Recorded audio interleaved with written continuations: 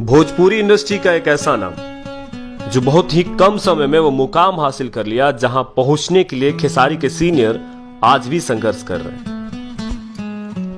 जितना नफरत से लोग आज खेसारी को खेसरिया कहते हैं, उससे कहीं ज्यादा लोग प्यार से खेसारी को खेसरिया कहते हैं। वर्ष बीतते गए, वर्ष के बीतने के साथ खेसरिया महज एक नाम नहीं रह गया, बल्कि खेसरिया भोजपुरी भाषी क्षेत्र के बिलो द एवरेज वर्ग के साथ लगभग सभी वर्गों का चेहरा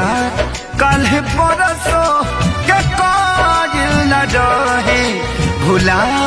गइलू ऐसे जैसे भागिल न रहे प्यार काल्हे परसों